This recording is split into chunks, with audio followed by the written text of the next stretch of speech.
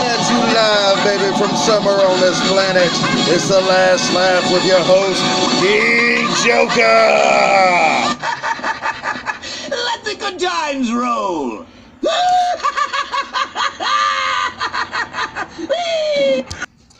What's up, Dueling Amino family? It's me, the one and only, your boy. You know me, you love me. It's King Joker coming at you live, baby, from somewhere on this planet. And I got a special treat for you guys today, man. With me on the box right now is the one and only leader of Team Dragonaires, ladies and gentlemen. Give it up for Sonicin! Sonicin, man, how you doing today, bud? Hello. I'm good. Awesome. All right, so let's go ahead and get on down to it, man. Team Battle Royale, man. First of all, congratulations on how well you guys did. I heard a lot of good things about it, man. Unfortunately, I wasn't able to watch because I had to work. You know, darn that work. It just gets in the middle of everything. Yep. Oh, man. But yeah, man, I heard you guys almost brought it home with Armored Dragon deck. Thanks to your man, Mark Blue Dragon. So, Mark Dragon, the guy, the one, the only, the legend. Right. The guy with the Armored Dragon deck, because everyone just refers to him with that way now. Oh, really? Oh, wow. Yep. But yeah, man, definitely very, very proud of you guys, man. And I'm definitely looking forward to hearing more great things out of your team. That we'll see. But we're not very competitive. Don't think that we will go around just kicking everyone's asses, because we're not. That's not our goal. But yeah, we always try our best. I'm actually very surprised that we got so far. Not that our team is bad. Don't take it that way. But it's just like, again, our team isn't very competitive. So I'm very proud of Mark that he got so far. I wasn't expecting it, but I'm very proud. And I even told him this like a million times. I'm just so proud of you, dude. It was awesome. Thank you, you know. And I'm just very proud of him. Wonderful. Everyone else that participated, because even if my team does bad, I tell them every time we participate in a war or anything, even if you do bad, I'm always proud of you no matter what. As long as they just duel to have fun, as long as they just duel with pride, as long as they just duel the way they want and don't care about whatever, you know, what other people say, as long as they do that, I will always be proud of them, in victory or not. As of course, as any good leader should. As long as your team gives you 100%, or tries to do the best of their abilities, man, there's always a reason to be proud of them. That's all I ask. That's right. So anyways, man, like I said, congratulations on how well you guys did. So let's go ahead and jump right on in. Let's see. Oh, darn it. I had a good train of thought here, and I think it just derailed. Oh, yes. As a matter of fact, speaking of Mark, I'm going to be having him on a little bit later on this evening, due to time zone differences. So he's like 3 hours behind me, where I'm at. And so roughly, because I have to work this evening, and, when I get off of work, I'm going to come home and then interview him. So when I get off, say, about 9:30, it'll be about 6:30 for him. So... So so we'll be all good on that one. And also on the show today too, I'm going to be having my best bud, brother in arms, Kute from Team Hellfire also is going to be on the show today too. And the thing with Mark and Kute is both of them do not want to speak on the show, and that's fine with me. I mean, I respect that totally. I don't want my guests to feel uncomfortable at all. I understand people like their privacy. So what's going to happen is, like I've said before, I'm going to, hit them up on voice chat like I'm doing with you right now, and then they're going to type and I'm going to read. So it should be interesting to see how that turns out. I think it's going to go good though. I really do.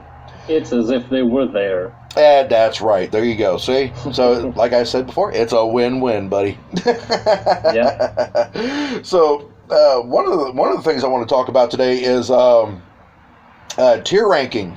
My friend Kute turned me onto a website called duelingsmeta.com, and in there they have the ranking tiers from tier 1, tier 2, tier 3, and potential tiers and stuff like that.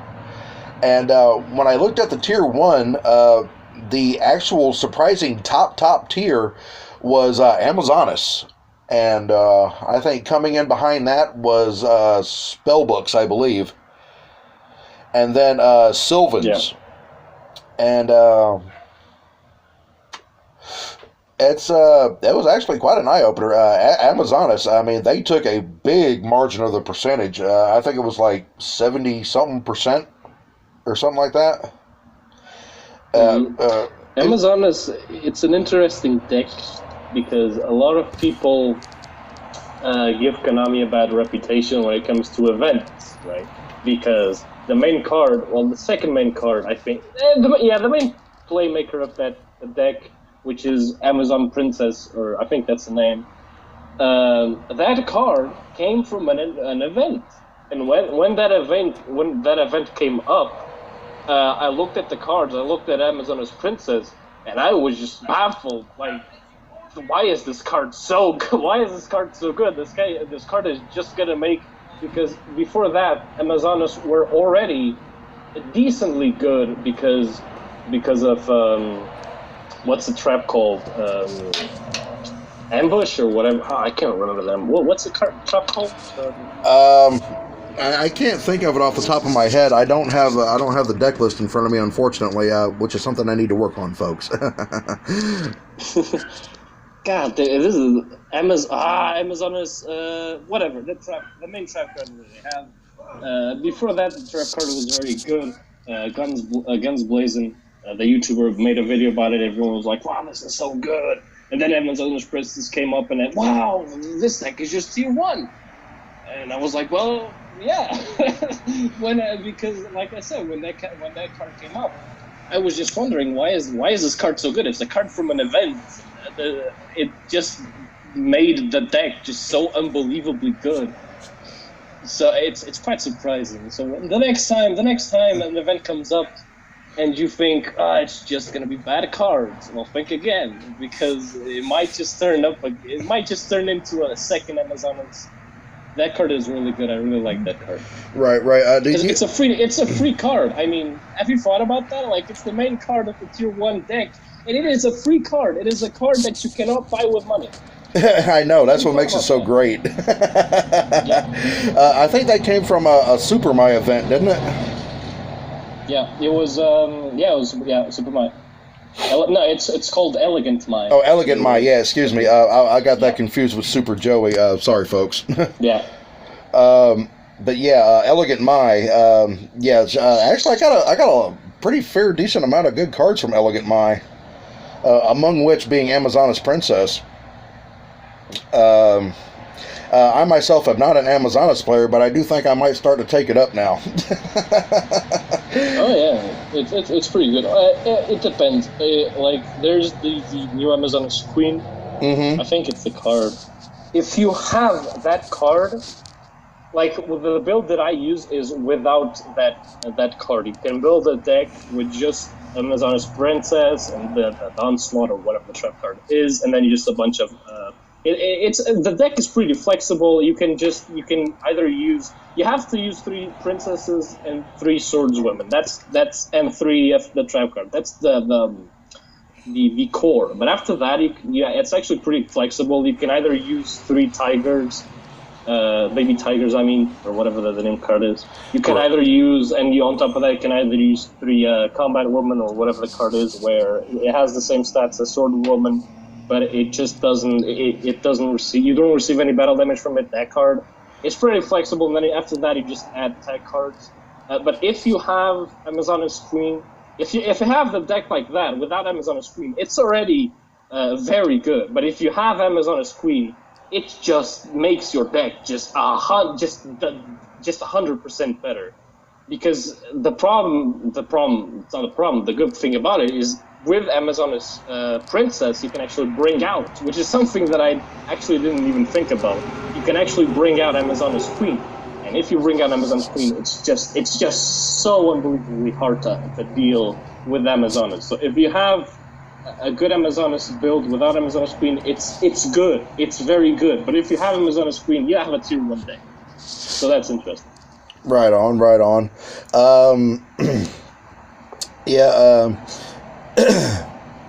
Excuse me, I had to clear my throat for a second.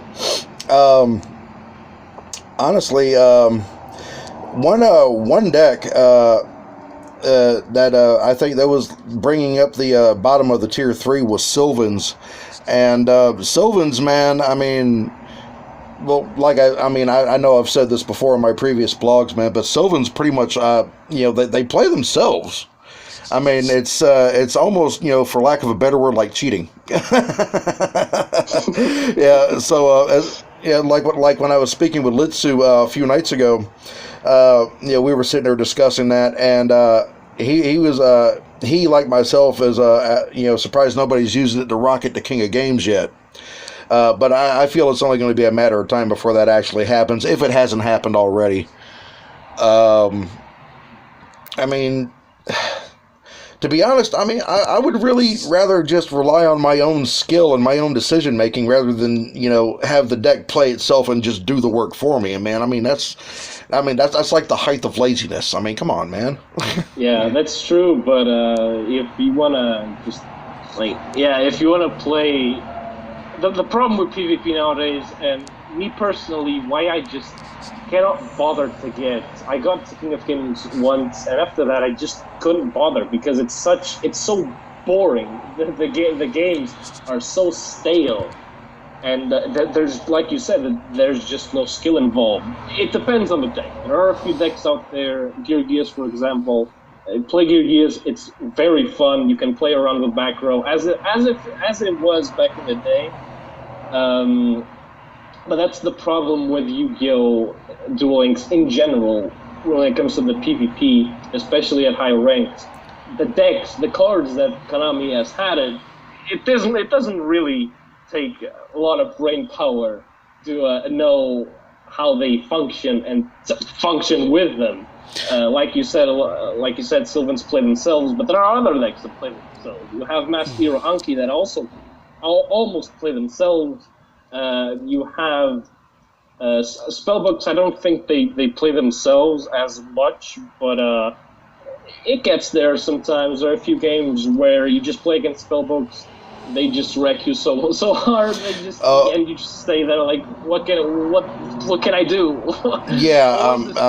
Oh yeah, absolutely, man. Spellbooks are definitely very, very formidable, and I must admit, quite a pain in the butt. And you never see it coming. Like, you just see your opponent just activate a bunch of spellbooks, just spellbook after spellbook after spellbook, and you never see it coming. After they have like a few spellbooks in the graveyard, they just automatically win the duel with stuff like Spellbook of Fate. They just remove a bunch of stuff from your field, and you just can't do anything about it. You have Spellbook of Power that grants 1,000 attack to a monster. Your opponent has everything sometimes it just feels as if you just can't do anything. Yeah, especially when you see all these cards go into the graveyard, then you click on them, and then you sit there and read them, and you're like, oh crap. Here it comes. Yeah, I'm about to get railroaded. It's not going to be good. And it's sad because then at that point, when that happens, you realize there's like absolutely nothing you can do unless you extensively prepare for it. So. Yeah, it depends on the deck you're playing. The problem that I think. The main problem with Duel Links when it comes to PvP, I think this happened after Wall of Disruption. I made a blog about this even, about the current state of Duel Links, and I mentioned this in there. Wall of Disruption was the card, when it was released, it just kind of broke the game to me, or at least the PvP, because Wall of Disruption. Sorry about that. I think you just heard like a truck coming by. It happened at the same time. That's all right. I've got vehicles going by my shed right now, so. Yeah. And Wall of Destruction was just a card that absolutely ruined rogue decks that stuff, I don't know, like classic decks, like Blue Eyes, just casual decks.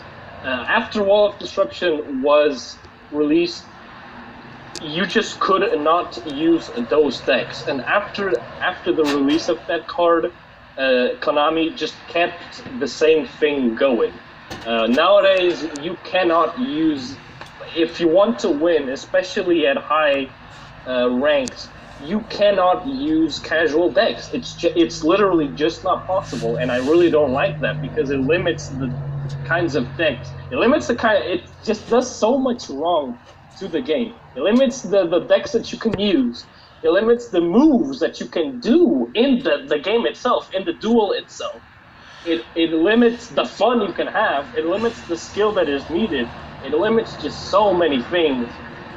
And I think that Konami just needs to do something. I don't know. I'm not sure what they can do, but they need to do something about it. Because back in the day, you had a bigger variety. Back in the day, you still had a lot of stuff. Back in the relinquished kind of meta, when you had like relinquished, when you had harpies.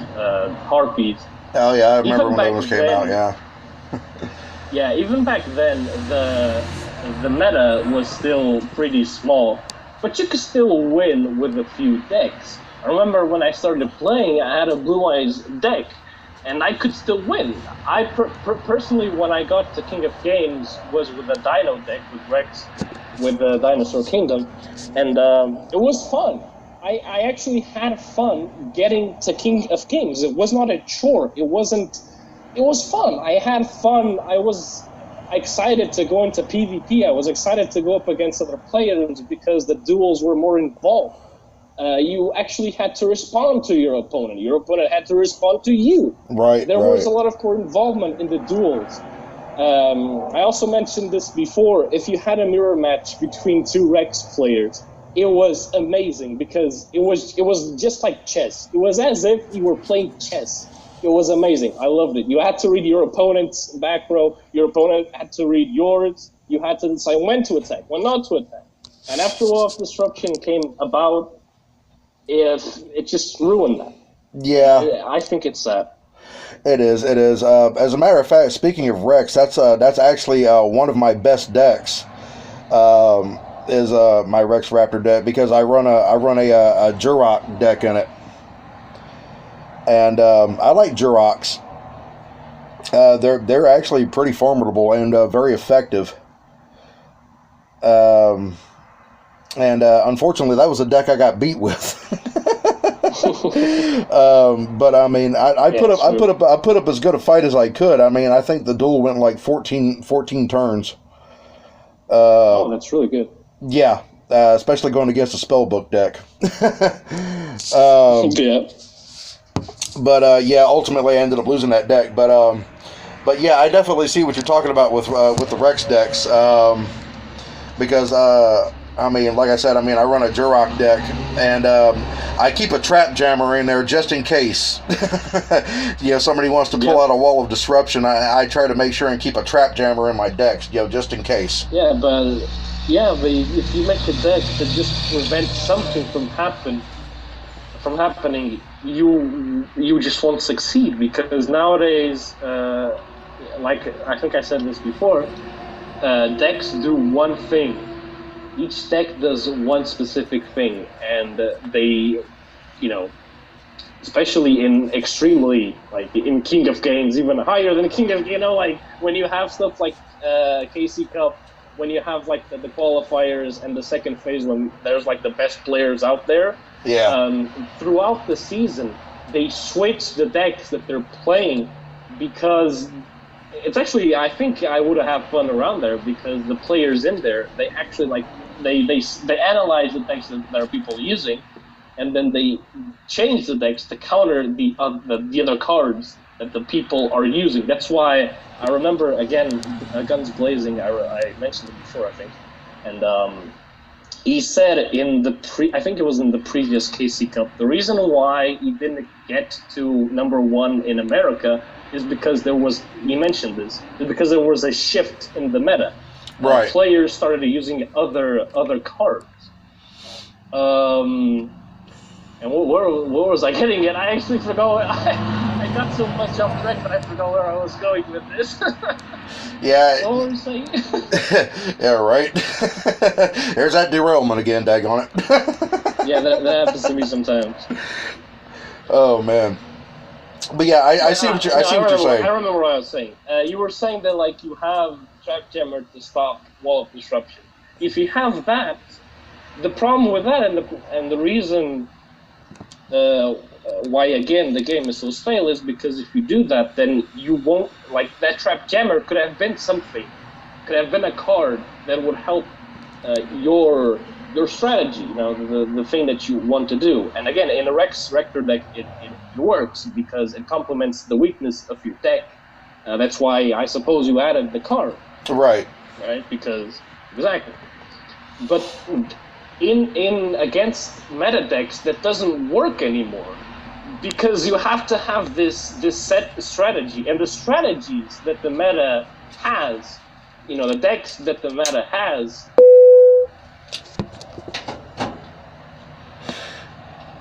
Hello? What happened? Oh man, did the voice chat just disconnect? Son of a bugger. Ladies and gentlemen, bear with me for just a second. Hold on.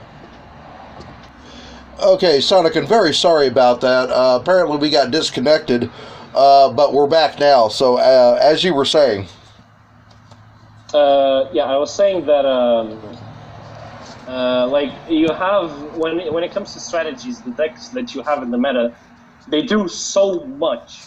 You have decks like Spellbooks, again, that can banish your card, that can increase their attack, that can search literally half their decks in one turn. When it comes to decks like Georgias, they can remove, they can negate your attacks. The monsters have decently high attacks, 1,900, 1,800. They can attack back.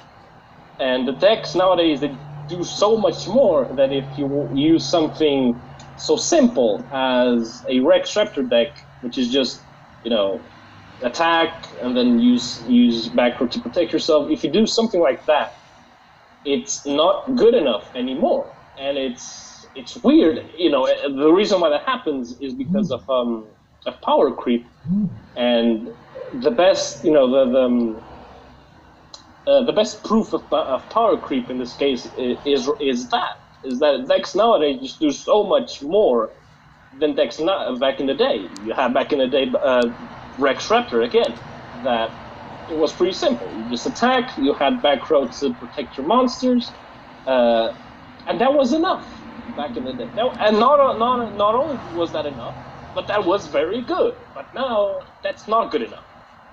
Yeah. So you see, the game changed. Yeah, it changed. It's constantly evolving, and it's definitely... It is evolving, but is it evolving into a good game? That's the question that us and Konami should be asking themselves.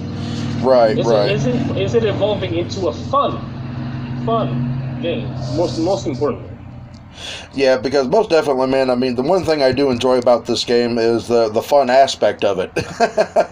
I mean, I love... Does any game. Oh, of course. But the one thing I do love is even when I face a duelist that I know I have no chance of winning against, I still love the challenge.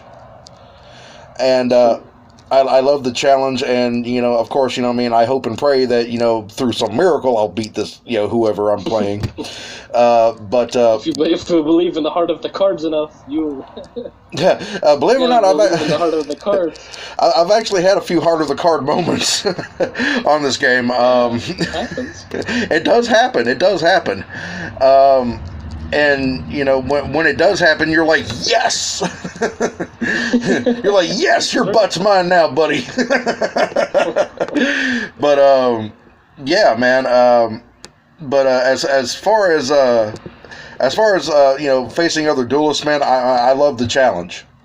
I do, especially if they're a high ranking duelist. Because it gives me a really chance to assess my skills and where I need to improve myself at. And darn it, what was I fixing to say? Well, I'll think of it in a second. But but other than that, man, yeah. And another thing that really gets me too, man, is when I PvP. Is these guys that I duel, man, when I whip out my Rex deck, and I start, kicking their butts, they get pissed off and they rage quit.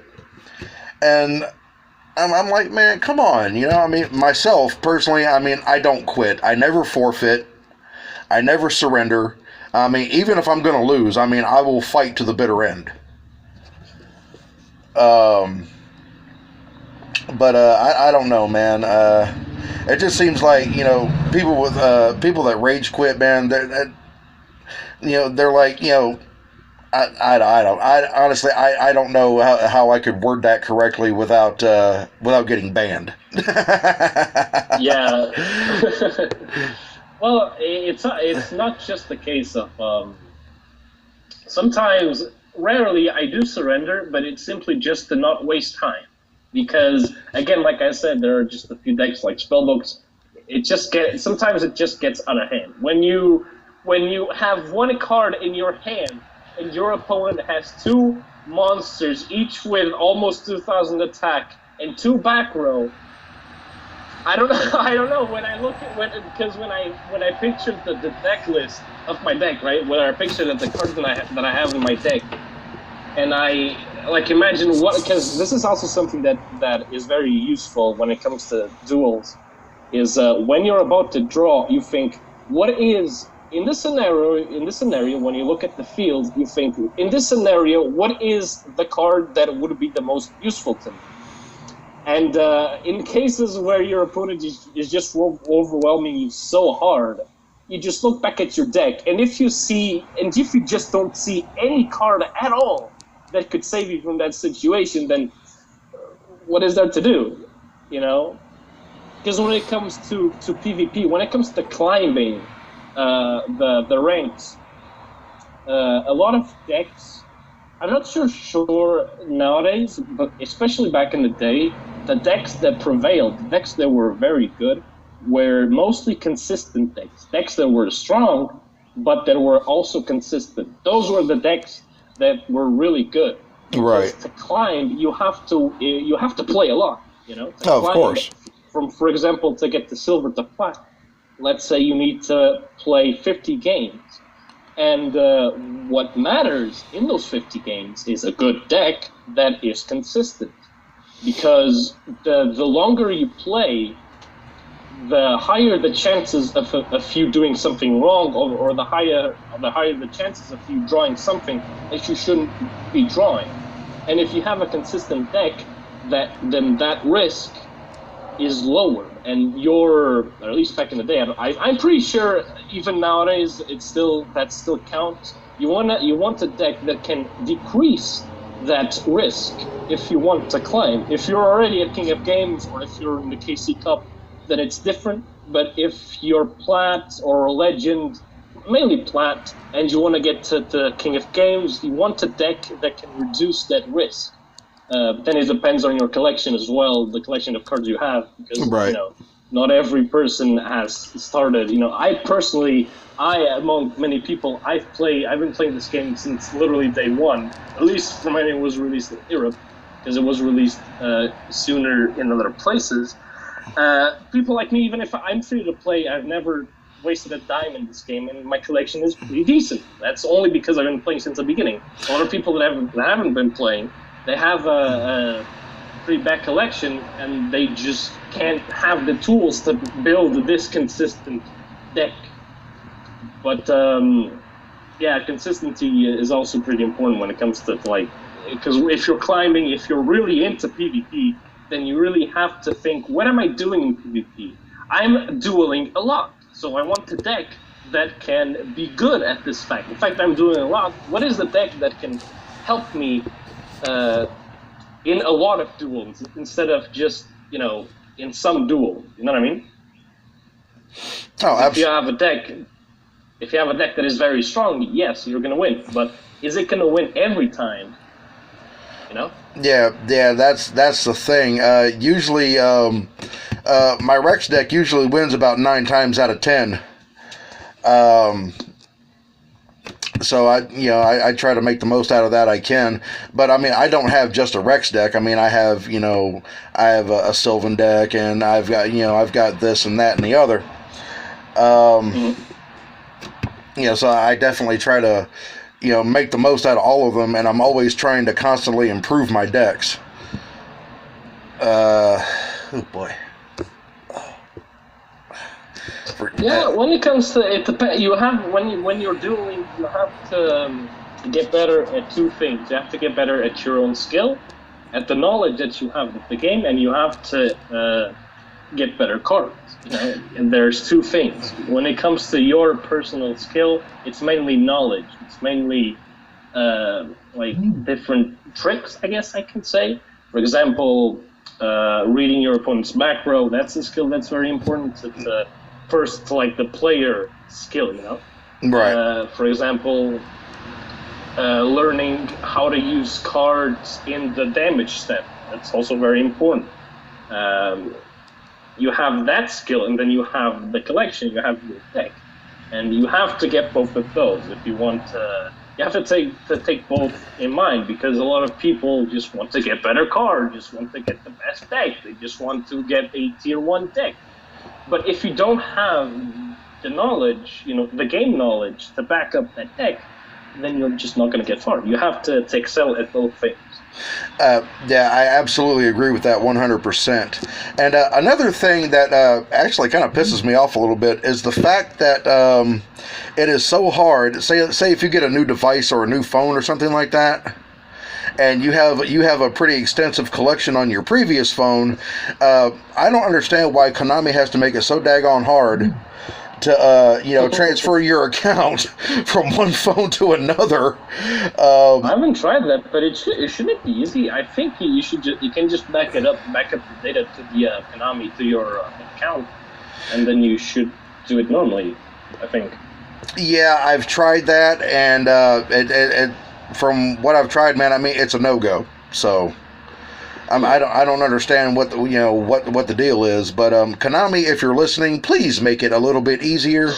I mean, because I've had to restart my Duel Links account, and yeah.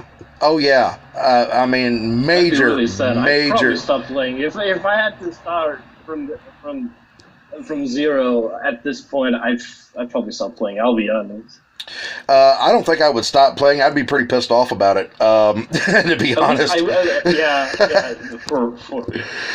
Because to get my account my current account where it is now, man, I mean, I have had to really, really, really, bust my butt and just hump it on out there,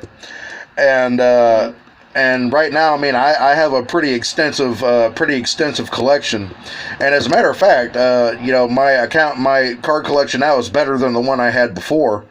But I mean, it was just a tremendous pain in the butt, dude. It really was, and I was not happy when I had to restart. I was not happy at all. But that's the reason why I have 2 phones now, because I keep my current account on my old phone that I have, and the new phone that I have I just use for regular everyday stuff. And not to mention my old phone has 32 gigs of internal memory, so that's a big plus. That's the only redeeming quality about this piece of crap. But yeah, man, other than that, brother, we're coming down to our time here, Sonikin. Man, it has been a blast having you on the show. Thank you. Absolutely. It's been a blast to be here. Oh, yes, and definitely thank you very much for sharing your insight and your knowledge, man. We definitely appreciate that. And do you have any parting words for anybody, words of encouragement, people that are just starting to play or anything like that? I do actually. When it comes to people that either are free to play or are just newbies, the best advice that I can give is look at your collection, look at the cards you have. Don't look at the decks that are good, because a lot of people, especially in Amino and other places, they ask people in King of Games, what is the deck that I can build? What is the best deck right now? That's not what you should be asking. What you should be asking yourself, if you really want help, then you go to a King of Games player, you show them your collection, and you ask them, what is the best deck that I can build with this collection? If you want to spend money to get the cards, because you can always build a tier 1 deck, but if you're new and if your collection is lacking, then of course you will have to spend money for it. If you don't want to spend money for it, then focus on the collection you have. Don't focus on the decks that are good. And so I think that's the best advice. And again, try to also improve yourself when it comes to game knowledge. Again, game knowledge and cards. That's the two things that you have to focus on to becoming a better duel. And the second thing I gotta say, just to my team, because they'll probably be watching this. Oh yeah, I can pretty much assure you they'll be watching this. Yeah, I'm very proud. Again, my team isn't really competitive, and they're just amazing. Like they're just fantastic people. They're not rude. They're just there to have fun, and I'm all about that. They're there to make good decks, to have interesting duels. Because the reason why I built the team isn't to be that competitive. It isn't to be a team where if you go up against us, you'll be thinking, wow, I'm going up against these people that are really good. No, when you go up against us, I want you to think, I'm going up against these people that have interesting decks. Because I want other people to think that they never know what we will do. They know, they use a lot of dragons, yes, but what will they do? I want to give people that go up against us some interesting duels. Not some very competitive duels, but interesting duels. That's the main thing. I hear you. Well, man, like I said, Sonican, man, it has been wonderful having you on the show. Thank you. Absolutely, man. So anytime you want to come back on, just let me know, and I will gladly have you again. Sure, thank you. Absolutely. But for right now, man, I gotta go ahead and get this ready to upload and all this other good stuff. And I am going to wish you a good day, good sir. And once again, thank you very much. And once again, man, much love on the Team Battle Royale, man. You guys keep up the good work. And absolutely, I will actually personally myself take a lot of your advice to heart. So, thank you. Absolutely. I'm here to help. It's my life mission to help. If I can make anyone be grateful for my help, I'm very happy for that. Absolutely. All right, man. Well, I'm fixing to cut you loose, bud. You have a good day, and I'll be talking to you here in text here in just a little bit. All right. Thank you. Goodbye. All right. Thanks a lot, buddy.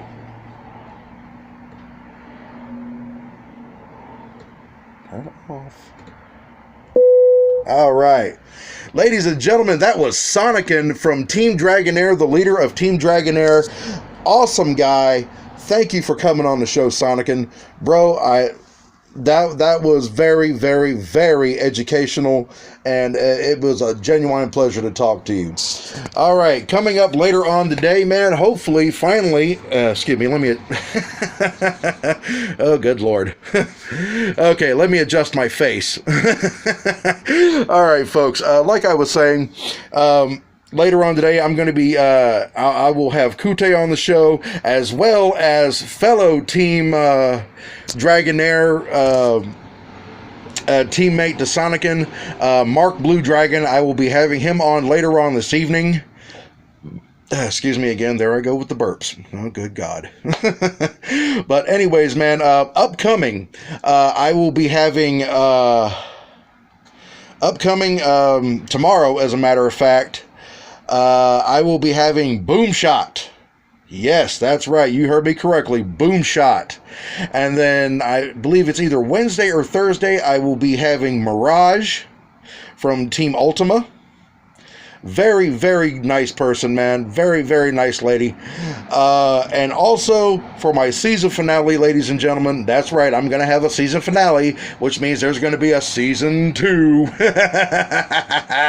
In which case you get to see this wonderful face again. I am going to have as a very special guest the one, the only, ladies and gentlemen, you know him and you love him, the mighty, mighty Krona will be a special guest on my season finale of The Last Laugh.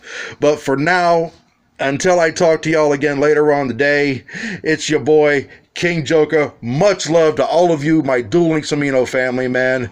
King Joker, baby, out!